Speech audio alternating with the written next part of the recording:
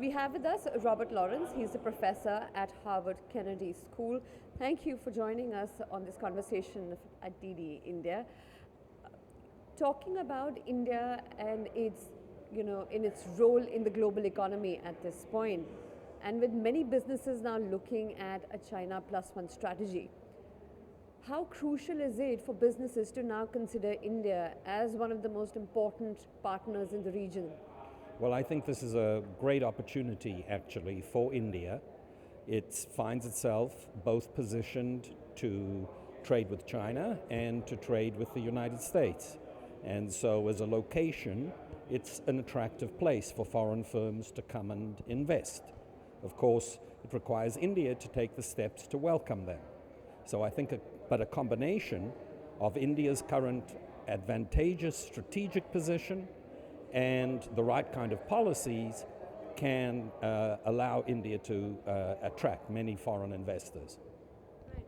In India and the United States have seen engagement on the leaders level as well. We've seen both Joe Biden and Prime Minister Narendra Modi meet each other quite a few times in the last 4 years.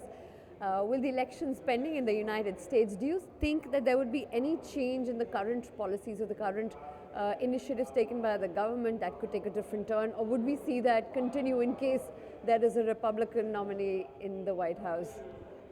I'm not sure. I think it's always hard to predict, but nonetheless, it was striking that President Biden continued what Donald Trump started in the relationship with China. And I would expect that if either of them is re-elected, there will continue to be a lot of tension between China and the United States. And that's why I think positioned to deal with both of them puts India in a very advantageous position. And lastly, you're here in India, you've been here at the summit for the last 2 days. What is the energy that you have picked up when it comes to how the landscape is evolving, particularly when it comes to doing business in India? Well, I first came to India in 1987, so I can draw a stark comparison. And I think first the kind of improvements that have occurred in both physical infrastructure and intellectual infrastructure have been immense. So I think India is in a much better position today to in fact attract foreign investors and to grow more generally. Firms look around the world to where the growth is, and India is the fastest growing large economy in the world. And you think it will continue to hold that interest when it comes to investors? Absolutely. I don't think you can take it for granted.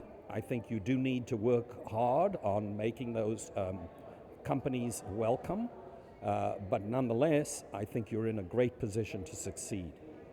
Thank you, Professor, for speaking to DD India and taking our time. I appreciate all the insights you've been able to give us. Thank you. You're welcome.